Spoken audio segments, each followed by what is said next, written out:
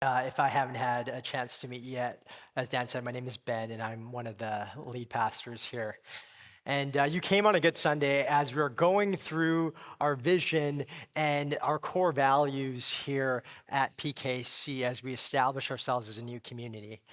But before we get to that core value, if you know me at all, some of you know that I go down to Vancouver to get my hair cut. Okay, so let me explain why I make that trek. I've been going to the same guy. I actually got my hair cut this week. What do you think, Ben? What do you think? Pretty good?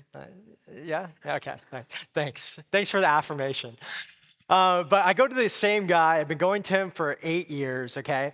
And it's not just because he cuts my hair well. It's also because I built some rapport with these guys at the barbershop, right? We love to chat. We love to get into movies and film. But at the same time, these guys know that I am a Christian pastor. So a lot of the times, because I built rapport with these guys, a lot of times they ask me questions like, what is the meaning of life? Or sometimes now, as they're getting older, I've known one of these guys. He was like 22 when he was cutting hair, and now he's like 30. So he's starting to ask me questions about parenting, knowing that I have 4 kids. And so a lot of the conversations usually are pretty light. But I remember one time, right? Even though in conversation there's a lot of respect in beliefs and opinions, this one time, this one conversation caught me kind of off guard. So at the time, at this barber shop, there was this barber. Let's call him Kyle. Okay, I don't get my haircut from him, but on occasion I would get my haircut from him. Say if my barber was out of town or something. But Kyle was like the life of the party at this barber shop. He doesn't work there anymore, and he would always be yapping away, telling stories, telling a joke for everybody in the barber shop to hear. Okay, and so a lot of the times you would think that he is joking because he's just that type of guy. He's not very serious. And so as this day that I went to the barbershop unfolded, he had this guy in his chair and he was chatting him up. And I was sitting there getting my hair cut quietly, and he was telling some jokes. And all of a sudden, the conversation, I don't know what bridges the gap to this subject, but I just heard him explaining a branch of Scientology to the guy that was sitting in his chair. And he went on to talk about how they believe that you go to these different planets, how aliens live inside of you. And as I was listening to him, I just thought he was leading into a joke. So I started laughing and smiling. But abruptly, like in a moment, he like just turned to me as I was laughing. I was waiting for the punchline of the joke. And he's like, why are you laughing? You believe in something just as ridiculous. You believe in a zombie Jesus. So why are you laughing? And in that moment, you know, it's that awkward moment when you don't know if someone's joking or not. And you kind of like, ha, ha, ha. Like, you know, you laugh awkwardly waiting for him to be like, I'm just joking. But he didn't do that. And I kind of just sat there awkwardly, smiling, trying to move past the situation. Thank God I don't have to make conversation when you sit in the barber chair. So I just like sat there just looking at the clock. Couldn't wait till I just got my haircut done, right? But this story I tell you is just a sampling of the cultural reality that we live in nowadays.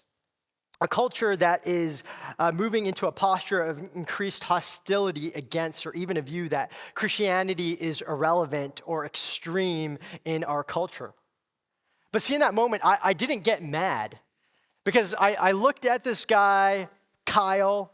I was thinking about what he said, and I was like, yeah, I don't know this guy's background. I don't know if anybody sat down with him and it actually has explained Christianity to him. Like, if no one did that to me, I would have come to the same conclusion that he did. Like, yeah, some of our beliefs are ridiculous when you think about it, right? See, I share this story not to pull the victim card or to create this us versus them mentality. Why I share this story is because I believe if Jesus was walking this earth, he came for a guy like Kyle. This guy that was voicing his beliefs in these ridiculous claims. But the thing about what he said, though, the thing about what he was explaining to the guy in his seat was it told me that he was curious about religion, right?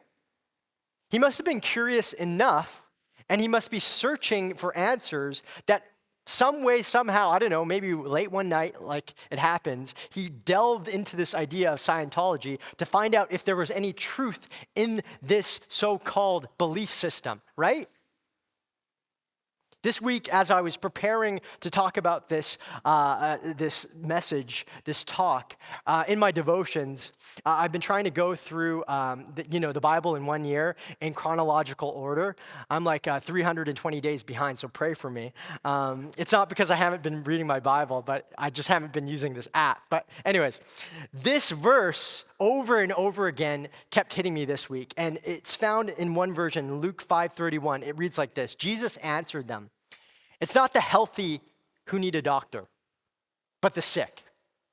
I have not come to call the righteous, but sinners to repentance." See, Jesus comes after the sick. Jesus goes after the lost, the broken, people like this barber. And I share this verse with you because I want it to frame this next cultural value of ours here at PKC as we build on these pillars, okay? This is the cultural value. We believe, because we're going after people, we're living on mission, we are called to challenge culture's view of Christianity. We as a church are going to challenge culture's view of Christianity. You know, when you hear that, the reason that I wanted to frame it with this verse is because you can easily think that what I mean by that, because of the combative language, is that we're going to go toe-to-toe with cultural ideas out there, trying to prove to them why they are wrong.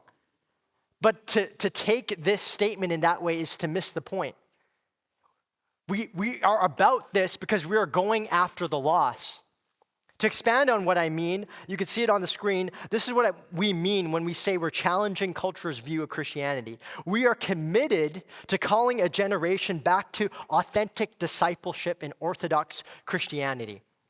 That's not Greek Orthodox Christianity. That is traditional, historic Christianity, the tenets, the principles, the beliefs that the church going back in history has been built on, that are the foundations of the gospel. We go on to say, in order to do so, we must dismantle deeply held assumptions about God, the church, and Christianity. And this is our desire. Our desire is to present Jesus as he truly is, not as our culture wants him to be. See, the norm in our day and age is for people to walk away from Jesus. Not only that, it's the norm for people to reject religion altogether, outright. There's an increase of people just claiming to have no religious affiliation whatsoever. A census done in 2021 found that 34.6% of people in Canada claimed to have no religious affiliation whatsoever. Jump to BC, and that percentage jumped to 52.4%, the highest that it's ever been in history. And the sad thing is, the majority of those who claim to have no religious affiliation whatsoever, one of the main reasons that this report, this article said or highlighted was this, quote, an expert, "I think people moving away from religious traditions quote, I think people moving away from religious traditions has not so much to do with their spirituality or their faith, but has to do with the rejection of harms caused by religious tradition." The article goes on to say a safer alternative to Christianity is secularism. Another quote, and in that way, secularism is very important, he said, as it's a way to represent the neutrality where everyone can feel welcome and included. See, most people walk away from religion altogether because when it comes to whatever religious institution or establishment, they don't feel welcome or included. That's because in our culture, we put a high value on this idea of inclusivity. And because of that, because we want to be an inclusive people, religion to us is not palatable some of the times. The reason that this value is so widely accepted and toted in this secular culture that we live in, right, which is the article proposing the answer to all our problems, is that in this belief system, we believe, secularists believe that the only way to true freedom is the full inclusion of all people, to be loving and accepting of everyone. As a Christian, you can resonate with that, right? There's a lot of good in that statement. There's a lot of good in that desire. The idea is, even though it falls apart, which I'm going to get to in a couple of minutes, even though it falls apart, a culture's idea of inclusivity falls apart, the idea, or what's at the heart of the idea, is good. What people are trying to do that hold on to this idea, they're trying to create a society, they're trying to create a culture where you feel like you belong, that you're accepted, that you're loved for who you are. But this is what I want to do this morning. I want to dismantle culture's assumption that when it comes to Christianity, that it's not inclusive. What if Christianity is more inclusive than we know? What if Christianity is more inclusive than culture makes it out to be? See, what if most of culture's assumptions about God, church, or Christianity are based on opinion, more so based on and founded on the Word of God or Jesus' own words? So this morning, I want to go straight to the source, the mouth of Jesus, recorded by John in John 14:1. Because what if Jesus truly offers a way for true equality and true freedom that culture so deeply desires? John 14:1 reads like this: "Do not let your hearts be troubled. You believe in God, believe also in me. My Father's house has many rooms. If that were not so, would I have told you that I'm going there to prepare a place for you? And if I go and prepare a place for you, I will come back and take you to be with me, that you also may be where I am." You know the way to the place where I'm going. Thomas said to him, "Lord, we don't know where you're going, so how can we know the way?" Jesus answered, "I am the way and the truth and the life. No one comes to the Father except through me. If you really know me, you will know my Father as well. From now on, you do know him and have seen him. I am the way, the truth, and the life." Some say this is the most controversial statement that ever came out of the mouth of Jesus because it's such an exclusive claim. But even though exclusive claims are not popular in our culture, in order to fully understand what Jesus is saying, we need to move past our initial dislike of this statement and ask the question, as one author says, Jesus is the only way to what? Right? We need to put the exclusive claim being made in the context that it's being given. So let me give you some context. A dinner is happening in this scene. They're in this upper room celebrating the Jewish festival called Passover, where God saved their ancestors out of slavery from under the Egyptians.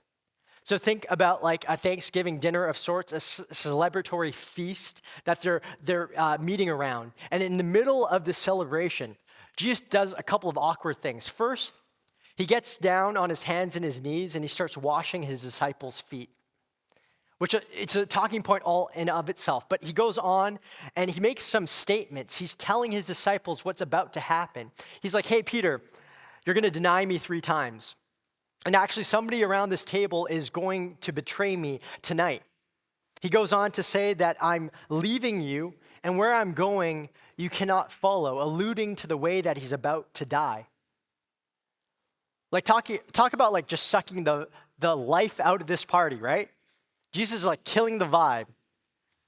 He's not in this moment turning water into wine, but he's trying to get a point across. Scholars say John chapter 12 to 19 happens in like a week. So it's safe to say his death is probably less than a week away. Understanding this, you understand the anxiousness in the room in this moment. The topic of death, when brought up, instills a bit of fear in anyone. This is why Jesus starts out by saying, "Do not let your hearts be troubled." We humans in general don't like talking about death, do we? Separation always brings about the flood of all kinds of questions in our heads, especially for those of us who are left behind. For those of us who have lost someone we love, we know the deep sorrow of losing them often turns into a difficulty of integrating the state of loss with the questioning sense of what comes next. See, death is a human problem that no matter what your religion or political view or who you are, is a reality that you have to face. Death is a human problem. But the beauty about Christianity, it says and it proclaims to us that death isn't the ultimate reality. In this context, Jesus is making this exclusive statement. He's talking about a person's destiny and about what would happen to them after they died. I love how one of my friends put it. He says in this moment, this is not some abstract philosophical or theological doctrine. It's a serious subject that addresses the fate of everyone who has ever lived. And this is where the hope of Christianity or the beauty of the gospel comes in. Jesus starts speaking about this hope and he says, you believe in God, believe also in me. He's saying to his disciples, trust me. Trust me, guys. Me leaving is the best thing for you. Hold on to what I'm saying here.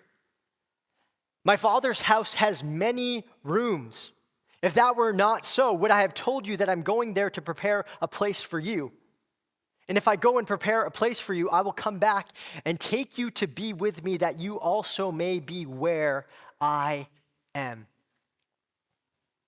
Isn't it interesting that Jesus uses these words, house, home, my Father's house? He's using this metaphor to describe heaven. Like when we think about home, like home is a powerful idea to us humans, isn't it? We have within us this longing for home. A longing, as one pastor puts it, that exceeds the reality of our individual experiences of home and family. Like this time of year, as the holidays start back up again, I just remember being out in Ontario over the last 3-4 years before we moved back to BC in 2021. And I remember when the holidays came around, I had this deep sense and longing for home just all of a sudden erupt inside of me. And I don't know what you think about when you think of home, but right away, the first thing that I always missed and thought about in those moments was my mom's cooking, okay? Celebration dinners like tonight, Thanksgiving or Christmas or whatever it is, right? My mom would just have this great spread. I'm looking forward to it already tonight, right? I can think about the turkey, the stuffing, stovetop stuffing, because there's nothing like stovetop stuffing. But she has it all laid out, ready to go, right? And in those moments in Ontario, sitting there, isolated because we didn't know very many people, I would be thinking of these moments. I'm thinking about our house being full of people. A lot of times we'd invite over friends. There'd be laughing, right? Home being a place where I knew I belonged, where I knew I am loved, where I knew I am accepted, right? If you have similar thoughts or memories of wherever home is for you, you have a taste of what Jesus is talking about in this moment. Even if our memories of home aren't the best, deep down, we still miss it, don't we? And here's where the problem comes in. See, sometimes when it comes to these longings, it's difficult to satisfy in this world. One author puts it like this: oftentimes, when thinking of home or those memories that we have with our families, we try to recreate those memories, don't we? We try to think of Christmases past or those vacations, and sometimes we try to recreate those moments only to be disappointed. What if those memories in and of itself aren't really the source of those longings? Our culture tries to satisfy those longings in many ways, but C.S. Lewis called this longing, he called it a spiritual homesickness. A sense that as humans, we were built for something that transcends our human experience.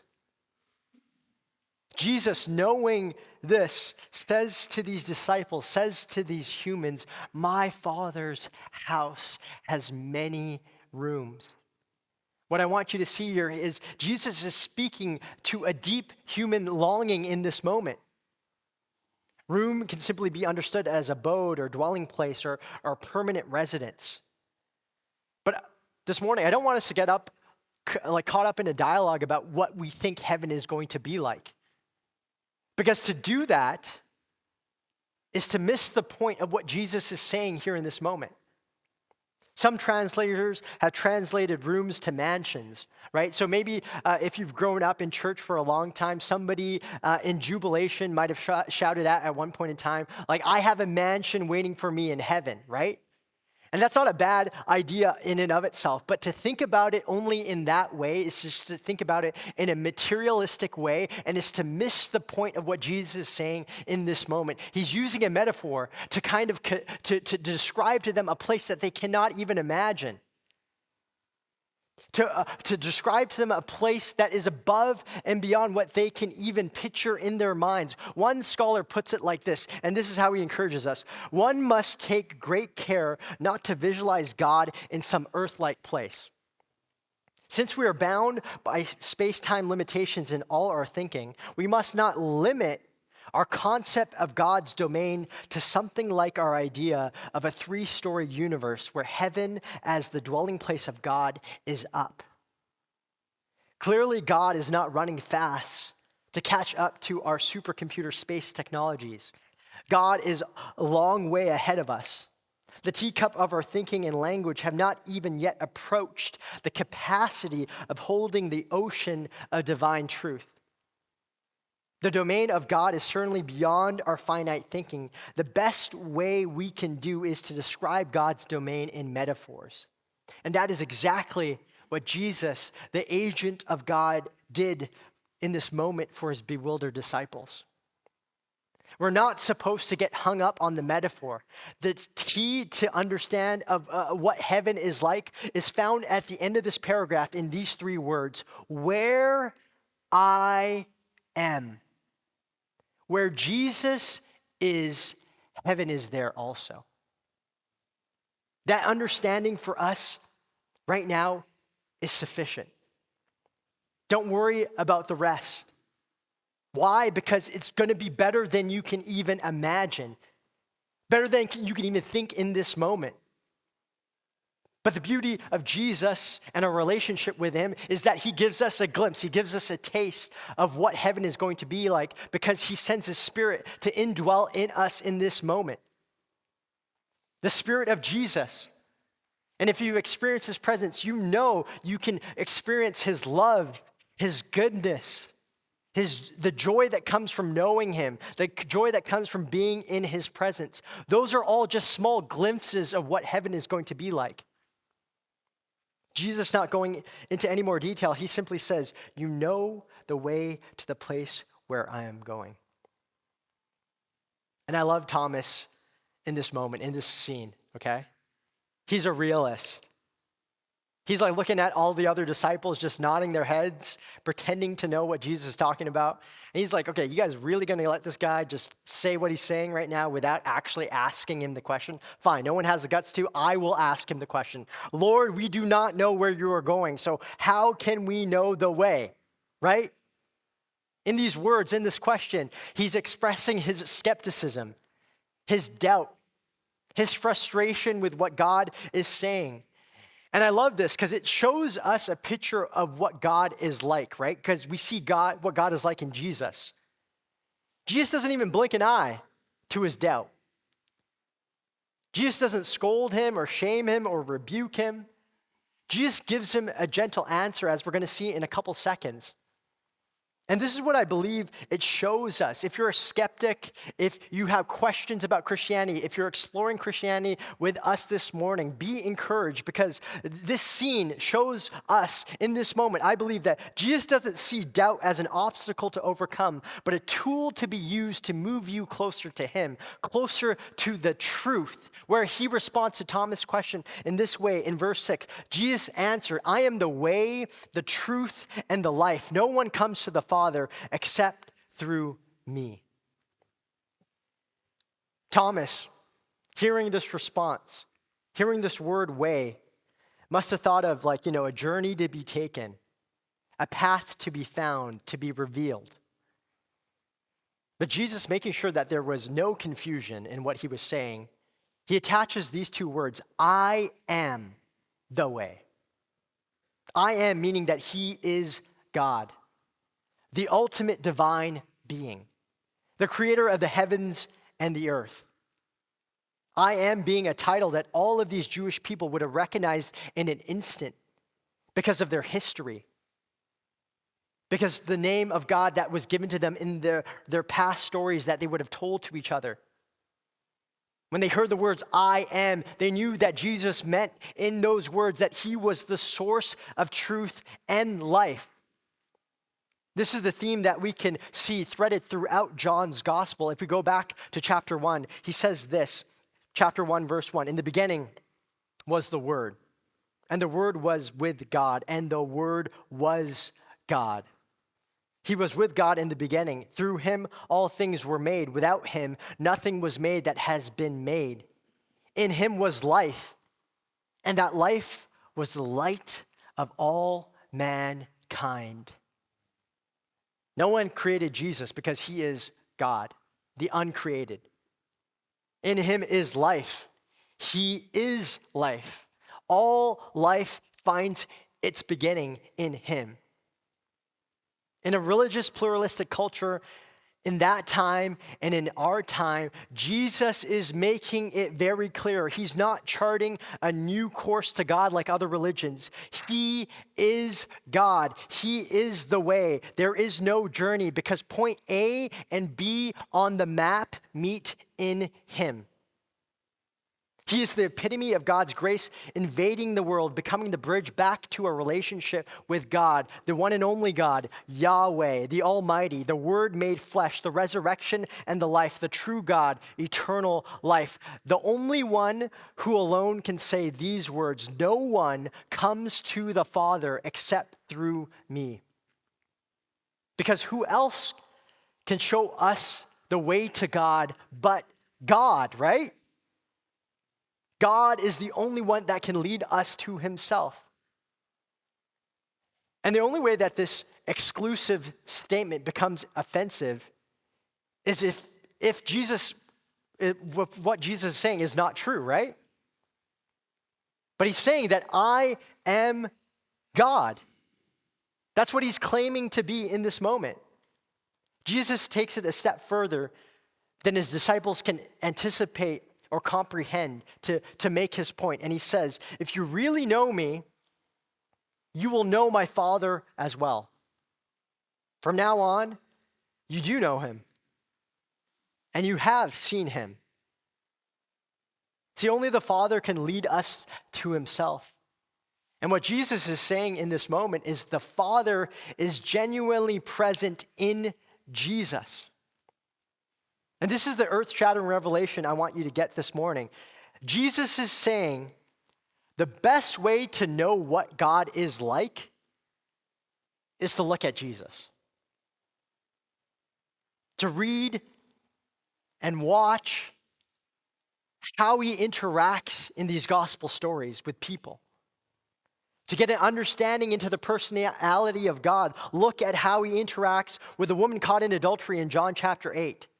To understand his kindness, gentleness, mercy, goodness, and love. Look how he weeps over the city of Jerusalem and the Jewish leaders that are about to condemn him and sentence him to death. Or as I said a couple of verses ago, look how he gets on his hands and knees and washes the disciples' feet. To understand the caring nature of this God. Jesus, who being in very nature God, did not consider equality with God something to be used to his own advantage. Rather, he made himself nothing by taking the very nature of a servant. We need to let the stories of the Bible speak to us and help us realize how personal this God is. And at the same time, we needed to allow it to erase any impersonal ideas of what we think about God, what we might have embraced or adopted from some cultural assumption that has told us what God is like. Christianity, unlike other religions, talks about God in such a personal way, not impersonal. Unlike other religions that point you to a truth, Jesus shows up on the scene and points to himself. He says, I am the truth. He is wisdom embodied that caused the universe to come into existence. He is reality. That is what he's saying in these moments.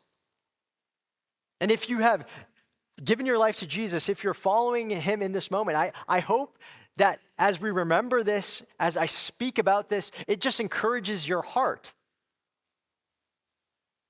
It reminds you of who God really is and what he's like. This is the God you follow. But for some of us in this room that might be exploring Christianity, you're still hung up on this question, right? This exclusive claim. And you're asking yourself, is Jesus really saying that he is the only way? Right? The audacity of that statement, right? How dare he? Because the implications of what he is saying is that not all religions lead to God. And in a city like Surrey, the city that we live in, right? This just doesn't fly. Why? Because of the different influences of the different philosophies and spiritualities that we know have seeped its way into culture. One being New Age spirituality, which one of the tenets of that spirituality is this high cultural value that we have of inclusivism. If you don't know what I mean when I say that word, inclusivism, this is what I mean. It's found in self-help books and all this different stuff. It's the idea that no one has a lock on the truth. Indeed, that all religions have some measure of the truth, merely being different paths to the same quote-unquote God, or whatever transcendent reality exists. So while atheism says that all religions are false, inclusivism says that all religions are true. One of my friends who's a pastor, I loved, he always explained this in a way that just stuck with me, okay? He said, if you want to understand inclusivism, you have to look no further or go no further than Will Ferrell in Talladega Nights. Ricky Bobby, anybody? You know what I'm talking about? Ricky Bobby? Anybody watch that movie? I know it's a throwback. Okay, but Ricky Bobby, okay? So if you don't know, Ricky Bobby is or Will Ferrell in this movie is a race car driver, okay? And there's this moment in the movie where he catches on fire. He's running around in this scene in his underwear, and he's crying out, help me, Jesus, help me, Jewish God, help me, Allah, help me, Tom Cruise, use your witchcraft on me to get the fire off of me, help me, Oprah Winfrey. In other words, when it comes to God, you best hedge your bets. One God doesn't necessarily exclude the other God, so don't limit yourself to just one when you can believe in all of them at once. That's inclusivism. All joking aside, though, if you actually took the time to survey all the religions out there, okay? So think about Hinduism or Islam or Sikhism or even atheism. Jesus is not the only one that makes exclusive truth claims. It's impossible to find a worldview that isn't exclusive in some way. In fact, one author says this, by trying to be inclusive, I'm going to say these words really slowly because it's easy to, mumble up or get confused when it comes to inclusivity and exclusivity, right? Okay? So by trying to be inclusive, one actually becomes an exclusivist. You hear what I'm saying? The author says that take this quote unquote Western nicety religion many Westerners have adopted. This is the religion most culture lives by when they view everyone as true and right as long as we avoid conflict. The people who tend to be most vocal about this are the same people who are highly critical of the narrow-minded judgmentalism of Christianity. They're happy to argue that all worldviews should be accepted and are true, but the reality is that their stance is exclusivist in itself for two reasons. First, in trying to be inclusive, ironically, the view ends up being exclusive. Second, the whole premise is exclusivist. Because to say I have a particular exclusive / true / right way of thinking above all religions, namely that they're all true, is to make an exclusive statement. And just so you don't think that, oh, Ben, you're a Christian and this is your opinion, listen to one New York Times op-ed article written by a non-Christian, okay? A Pulitzer Prize winning journalist by the name of Nicholas Kristof. This article is called "The Dangers of Echo Chambers on Campus." You can find it on the internet. He says this, he confessed, "We liberals champion tolerance except for conservatives and evangelical Christians." He says, "We want to be inclusive of people who don't look like us, so long as they think like us." See, exclusivism pushes back against the claims of Jesus by arguing that there is no one truth. And in doing so, it cuts off the branch on which it sits. Because saying there is no absolute truth is in itself a truth statement. This worldview is illogical. It doesn't make sense. Like if, just to capture it or to put it in a way that we can all understand, okay? Just in case if you aren't following with me. Like you probably have heard this idea in our culture nowadays with this statement or this catchphrase, okay? Live your truth, right? Bro, you just live your truth, man. Hey girl, you just live your truth, right? You've probably seen it on the internet or on some TikTok or something, right, Alex? But here's the illogical thing about this statement, okay? I'm homeschooling my kids, and our two boys right now, I should say this, my wife would get mad at me. My wife is homeschooling my kids. Every once in a while, I drop in, and I try to help out once my wife gets frustrated. So this week, my wife got frustrated with my oldest son, so I got to swoop in and try to help them out with math, okay? So imagine this, okay? If I believed in this idea of inclusivism, okay? And I was telling my son to live his truth, okay? And we're doing math, okay? And so I asked him, this didn't happen, but I asked him, hey, 2 + 2 is what? And my son, who's living his truth, says to me that the answer is 5, okay? In a very practical way, if I was living out this worldview, I would have to turn to him and say to him, great, that's awesome, Shavi. The answer is 5 because that is true to you, right? Live your truth, bro. That's great. But if I did that, I would fail him as a father, right? Because we all know logically the answer to that question, 2 + 2 is what? 4, you can yell it out, thank you. It's 4, right? You get what I'm saying? Here's the thing though. When we compare Christianity to this cultural idea of inclusivism, right? This is the beauty of the gospel. It's radically inclusive. Let me tell you what I mean. If we concentrate too long on the exclusive statement that Jesus is making in this moment, we miss the inclusiveness of the invitation. Jesus talking to the disciples, if you go back, he says he's going to prepare a place for them. He's not saying this place doesn't exist, so he has to go and create it. No, this place exists because he says it's where the Father is. The preparation is his death on the cross, his resurrection and ascension. Remember, he's saying, I'm the way, the truth, and the life. Jesus makes a way for us to be in a relationship with God through his death, resurrection, and ascension. His death, taking the sins of the world on the cross, paying the punishment for all the sins in that moment, dealing with death, the consequence of sin, when he comes back to life. Therefore, when we believe in Jesus, this is the beauty of the gospel. Death loses its power on us. Because death no longer is the ultimate reality. It's not the only reality. Because we're introduced to life. the life and reality that we know to be Jesus, the Son of God. Jesus' invitation to the world is to come and be in his presence. And as I said earlier, right? What did he say? My Father's house has what? Many rooms. Many rooms. You hear what I'm saying? Many rooms.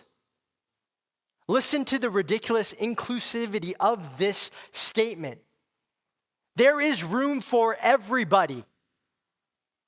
It doesn't matter where you were born, the color of your skin, your socioeconomic status, your gender, if you have a high school diploma or a doctorate, what you have done in your past, what you do for a vocation, what sins you have committed. See, the reality that makes us all equal as human beings is this, that we have all sinned and fallen short of the glory of God.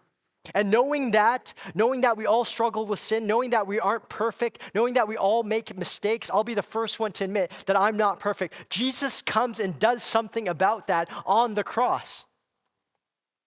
He deals with all sin. He deals with the punishment that we should have to bear, which is death on the cross. And this is where, if you compare the idea of inclusivity in Christianity to the world's idea of inclusivity, it's just radically different, and it's radically beautiful.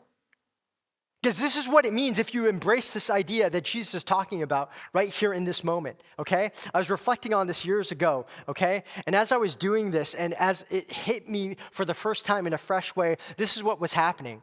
I was watching the news, and this weekend, there was tons of things about different wars that were going on, horrible things that were going on in the world, evil things.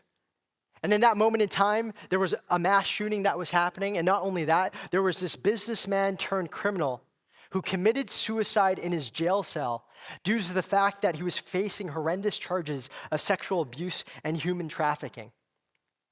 And that week, as I went on the internet, over and over again, I saw this type of comment on social media, okay? And it went kind of like this. He got what he deserved. The world is a better place without him. And similar comments over and over and over again. And I understood what these people were saying, okay? They wanted justice, which is a good thing. It's a human desire that we all have. We want justice.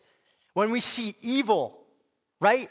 Sin being the root of all evil, the cause of all evil. When we see evil in the world, we want justice. We want somebody to do something about it.